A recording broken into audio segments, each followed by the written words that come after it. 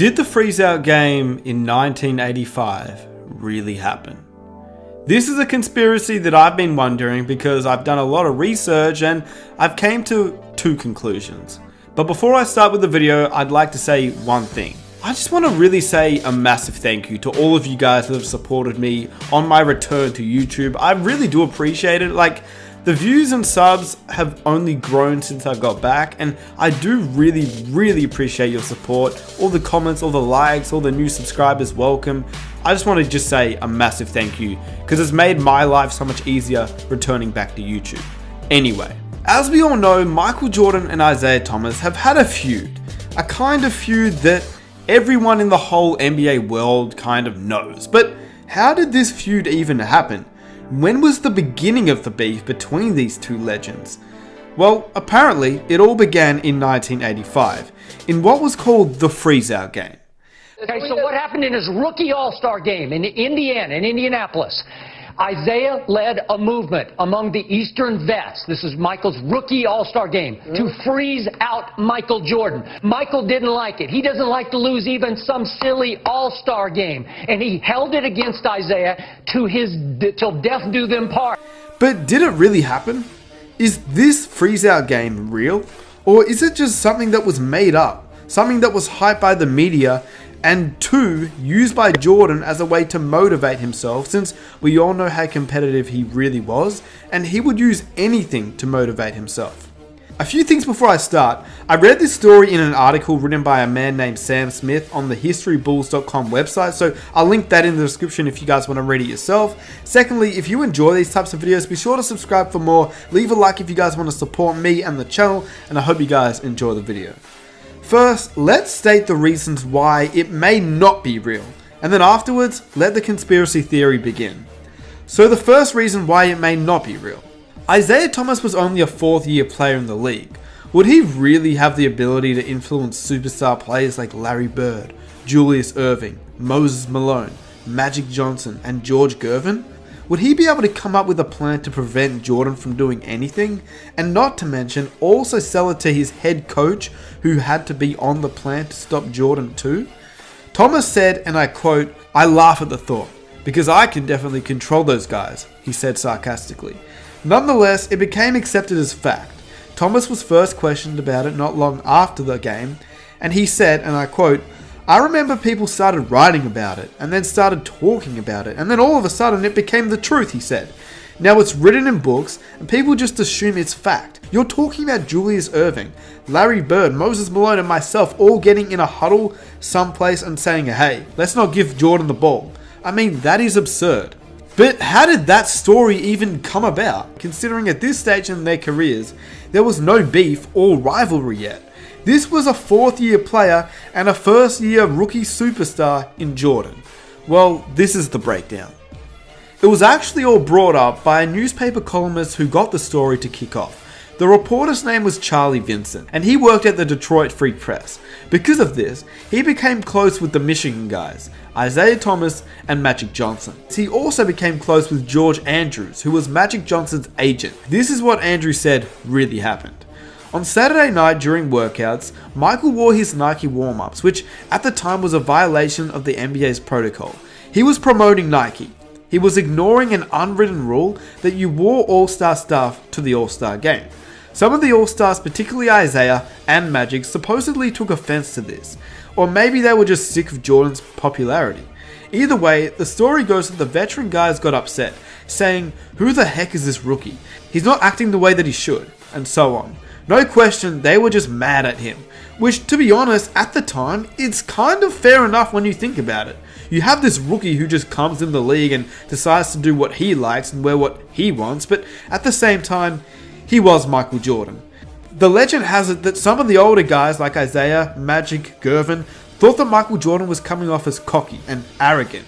The fans voted Jordan, after all, as an all-star starter during his rookie season, with the most votes in the history at that time, leading to what Jordan would call jealousy. He suggested that they were just upset by the amount of attention Jordan was receiving.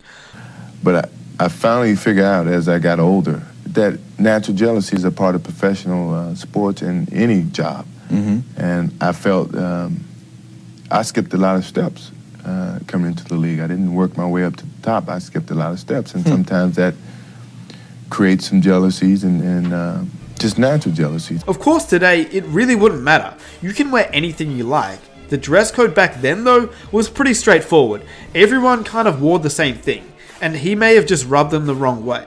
That's what Jordan believes as well. In an interview, he publicly stated that they were out to get him, and he truly believed at the time that there was a freeze-out conspiracy to not let him put on a show. Welcome back. When Michael Jordan entered the NBA in 1984, it was the league of Magic Johnson and Larry Bird. While it seems hard to imagine today, back then Michael was often cast in the role of the outsider. It wasn't always fun, though, admittedly, with you and Magic and Isaiah. I'm talking about 1985. A lot of basketball fans are aware there was what they call the freeze-out. For some reason, Isaiah and Magic didn't necessarily like it, what you were doing on the court, and they decided to have their own little freeze of Michael Jordan, literally not let them be affected by you or for you to be a factor in the game. You were able to smooth it over the years, but initially it was difficult to get acceptance. It was tough because I was very confused. I didn't understand exactly what was going on. I didn't understand the reasoning. I felt that, I always felt that I was the lowest on the totem pole and had to work my way up, so I didn't go in cocky. I made sure that I wasn't going to do that. Now, I know what you're probably thinking. And can't we just watch the game ourselves and figure it out for ourselves? And yes, you could. I mean, I'll put the link in the description. Feel free to watch it. But when I watch it personally, I personally don't see any kind of plan to suggest that they were putting a freeze out on Jordan. But then sometimes I do go back and look and say, well, maybe they could have passed it here. Maybe they could have passed it there. Because in the end, Jordan would only end up having 9 shots, which is not a lot for an all-star starting player. Whilst no player involved has ever confirmed that the freeze-out game ever occurred, the story has long been reported, and Jordan has even spoken about it, whilst Isaiah Thomas has ridiculed about the idea that he masterminded a plan to freeze out Jordan, and he claims it was ludicrous. But in his autobiography, For the Love of the Game, Jordan said this: "I was very aware of what I had done on the court during the first half of my rookie year. The last thing I wanted to do in the 1985 All-Star Game was draw even more attention to myself. I brought my family with me to the All-Star Game, and the plan was to soak in all the atmosphere, meet the players, and play the game. My mindset was to blend in and not make any waves, exactly what I was trying to avoid happen anyway. I broke out the first Nike Air Jordan sweats during the slam dunk competition, and certain players, Isaiah Thomas and Dominique Wilkins for starters, thought I was being disrespectful. I thought I was doing Nike a favor. They had invested so much in me, and I figured that wearing the warm-ups would just be good for the company. There were other incidents, if you want to call them that, where I was perceived one way when I was thinking the complete opposite. Someone said that I didn't say hello to Isaiah in an elevator, but there was a reason.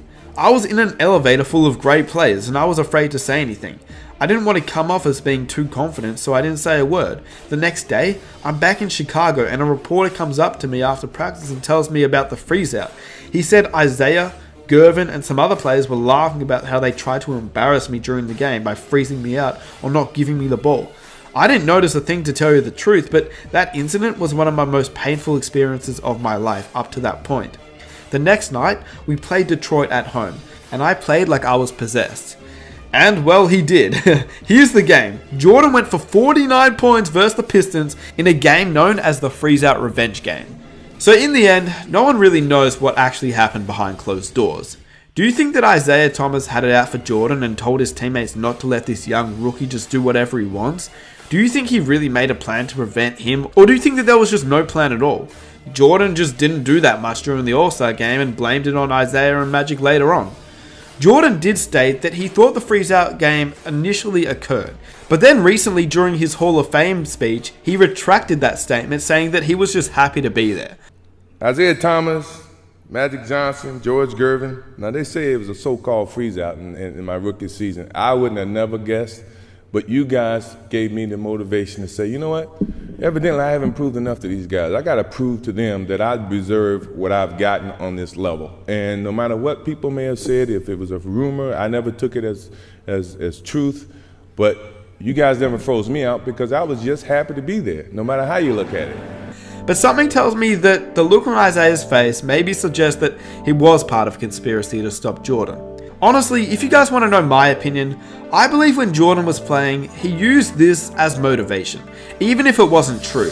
He used it to fuel him, because Jordan would use anything for motivation, and knowing Jordan, we know he loves getting back at people who once crossed him. Now, on the flip side, I wouldn't put it past Isaiah to try to put Jordan back in his place. Plus the fact that Isaiah was probably a little jealous of Jordan. Jordan being the face of Chicago, and Isaiah being a Chicago native, with MJ getting all the love. So when I watch the game, I don't really see any conspiracy at all. So with that said, if you guys enjoyed the video, please be sure to subscribe for more. Be sure to follow me on Instagram, and let's see if we can reach 1,000 likes for the next video. If you enjoyed this video, please be sure to check out some of my other videos right now. I'm out. Peace.